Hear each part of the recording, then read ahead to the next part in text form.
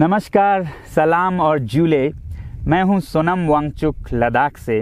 आप में से कुछ लोग हमें जानते होंगे हमारे शिक्षा सुधार के कामों के बारे में, या फिर पर्यावरण के काम में आइस स्तूपा, आर्टिफिशियल ग्लेशियर जैसे कामों के लिए, या फिर आई लिव सिंपली जैसे ग्लोबल मूवमेंट्स जो कि सादा जीवन अपनाकर क्लाइमेट चेंज को रोकने के लिए लोगों को प्रेरित करती है। मगर दोस्तों, आज मैं इन चीज़ों के बारे में नहीं बल्कि आप लोगों को एक बहुत ही ज़रूरी संदेश देने के लिए आया हूं, जो कि चीन और भारत के बीच अभी जो टकराव और तनाव की स्थिति बनी है, इसके बारे में आपकी क्या जिम्मेदारी है। मैं लद्दाख में हूं और आप देख रहे हैं सिंधु नदी को बहते हुए यहाँ, और वो जो पहाड़ियाँ हैं उनके पीछे नुब्रा और चांगतांग के वो इलाके हैं जहाँ पर ये तनाव बढ़ता जा रहा है। हज़ारों सैनिक वहाँ ले जाए जा चुके हैं। सुनने में आया है चीनी वायुसेना के जहाज़ भी वहाँ तैनात किए गए हैं, और एक घंटे पहले भारतीय वायुसेना के जहाज़ भी मेरे ऊपर मंडरा रहे थे। सामान्यतः जब सीमा पर तनाव होता है तो हम आप जैसे नागरिक ये सोचकर सो जाते हैं रात को कि सैनिक इसका जवाब दे देंगे। मगर मैं आज आप लोगों को ये ज़रूरी बात बताना चाहता हूँ कि इस बार सिर्फ सैनिक जवाब नहीं, दो तरफा जवाब हो और उसमें नागरिक जवाब भी हो। तो आप जैसे नागरिक दिल्ली, मुंबई और बेंगलोर और अनेक शहरों से क्या कर सकते हैं इसमें, ये समझने के लिए पहले हमें समझनी होगी चीन की ये हरकत और वो ऐसा क्यों कर रहा है। आपने देखा होगा कि ये सिर्फ भारत के साथ नहीं हो रहा है, बल्कि पिछले कई हफ्तों से चीन ये दक्षिण चीनी सागर में वियतनाम, ताइवान और अब हांगकांग के साथ भी छेड़खानी कर रहा है। और मेरा ये विश्लेषण है कि वो ये सब किसी देश के साथ दुश्मनी के वजह से ज़्यादा अपने अंदर की समस्याओं को सुलझाने के लिए कर रहा है। आज चीन को सबसे बड़ा डर है तो अपने जनता से डर है। उनकी 140 करोड़ की आबादी, जो कि एक बंधुआ मजदूर की तरह बिना मानवाधिकारों के चीनी तानाशाह सरकार के लिए काम करते हैं और उसे धनी बनाते हैं। जब वो नाराज़ हो जाए तो फिर एक क्रांति की सी परिस्थिति बन पड़ती है, और इससे चीन बहुत डरता है। आज कोरोना के प्रकोप के बाद चीन में फैक्ट्रियां बंद हैं, एक्सपोर्ट्स बंद हैं और बेरोजगारी 20% तक बढ़ चुकी है। लोग बहुत नाराज़ हैं, क्रांति हो सकती है, तख्ता पलट हो सकता है। इसीलिए चीन पड़ोसियों से दुश्मनी करके अपनी जनता को अपने साथ जोड़ने में लगा हुआ है, और ये पहली बार नहीं कर रहा है। 1962 में जब भारत के साथ जंग की तो वो जंग भी उसने अपने जनता को संभालने के लिए की थी। तब 4 साल का अकाल और भूखमरी हुई थी, और इससे ध्यान हटाने के लिए ये जंग की थी।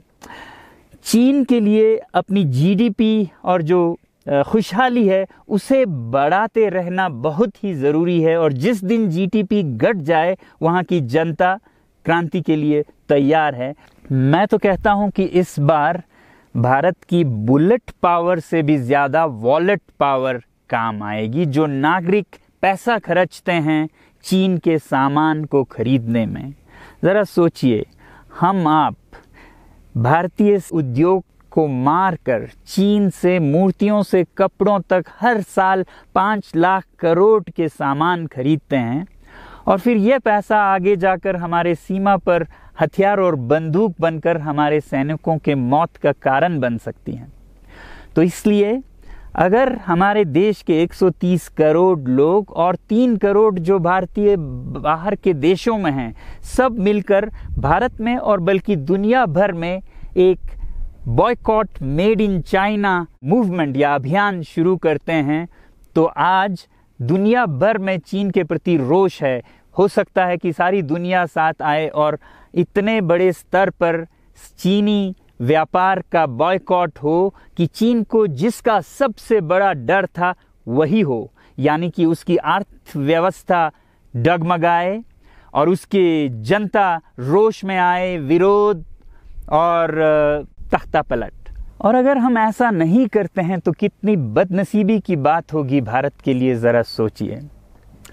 एक तरफ हमारे सेना सीमा पर जंग लड़ रही होगी और दूसरी तरफ हम आप चीनी सामान, मोबाइल से लेके कंप्यूटर्स, कपड़ों से लेके खिलौनों तक को खरीद कर उनकी सेना को पैसा भेज रहे होंगे, चीन की सेना को। ये तो हुई हार्डवेयर की बात। दूसरी तरफ हमारी युवा चीनी सॉफ्टवेयर, एप्स, गेम्स जैसे टिकटॉक, शेयरिट, इन सब में मस्त, उन्हें दूसरी तरफ से करोड़ों करोड़ों का पैसा भेज रहे होंगे। तो इसलिए बहुत ज़रूरी है कि हम एक नागरिक जवाब ज़रूर दें और इसे एक अभियान बनाएं, ग्लोबल मूवमेंट की तरह।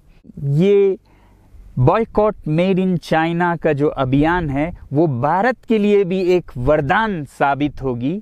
जैसा कि हमारे प्रधानमंत्री ने एक विजन हमें दिया था स्वावलंबन का, सेल्फ रिलायंस, वो तब हो सकता है जब हमारे अपने उद्योग फलें फूलें। और जब हम बॉयकॉट करते हैं इन सामान का तो अपने देश के उद्योग का, उत्पाद का हम प्रयोग करेंगे और उससे मजदूरों को रोजगारी मिलेगी और सारा देश खुशहाल होगा। बजट होगा कि हम और अच्छी तरह से टक्कर ले सकें सीमा पर भी।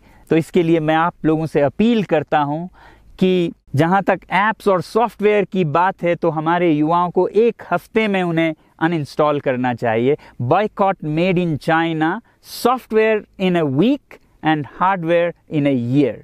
क्योंकि साजो सामान के लिए वक्त लगेगा हमारे अपने देश से और बाहर से विकल्प निकलने तक, तो उसे हम 1 साल के अंदर कर सकते हैं। तो ये हम न सिर्फ अपना प्रतिज्ञा करें बल्कि 100 और लोगों को इसके बारे में समझाएं, शेयर करें सोशल मीडिया पर, और हमारी जो मीडिया है वो जनता तक, देश के कोने कोने तक पहुंचाए। और जैसे ही इसका असर दिखने लगेगा, इंटरनेट से ऐप्स लाखों में, करोड़ों में अनइंस्टॉल होंगे, तो चीन को संदेश साफ जाएगा और यही एक तरीका उसे मेज़ पर पहुंचा सकती है जहां पर कि बातचीत हो शांति की। तो जाते जाते मैं ये बता दूं कि मैं क्या करने जा रहा हूं। इस फ़ोन पर जो भी चीनी ऐप्स हैं उन्हें तो मैं 1 हफ्ते में हटा रहा हूं, बल्कि ये फ़ोन जो कि चीन में बना है इसे भी मैं 1 हफ्ते में अपनी ज़िंदगी से अलग कर रहा हूं और 1 साल के अंदर हर वो चीज़ जिस पे मेड इन चाइना लिखा है उसे ज़िंदगी से निकालने जा रहा हूं। हमें चीन से, चीनी लोगों से कोई समस्या नहीं है, चीनी सरकार और उनकी रवैयों से समस्या है। जब तक चीन में परिवर्तन ना हो हमें ऐसा करना होगा। और आप लोगों से मैं अपील करता हूं कि आप अपने शहर में, अपने मोहल्ले में ऐसे इवेंट्स करें जहां लोग प्रतिज्ञाएं करें कि चीनी सामान का बहिष्कार करें जब तक चीन में परिवर्तन ना हो। और मैं सालों से कहता रहा हूं कि 21वीं सदी में देश के लिए जान देने की नहीं बल्कि ज़िंदगी देने की ज़रूरत है। लद्दाख में बढ़ते हुए ये देश के लिए जान देने का कारोबार बहुत देखा, और जहां एक तरफ मैं सलाम करता हूं उन लोगों के लिए, उन लोगों को जिन्होंने देश के लिए जान दिया, मगर इस 21वीं सदी में मेरा ख्याल है कि देश के लिए जान देने की नहीं, ज़िंदगी देने की ज़रूरत है।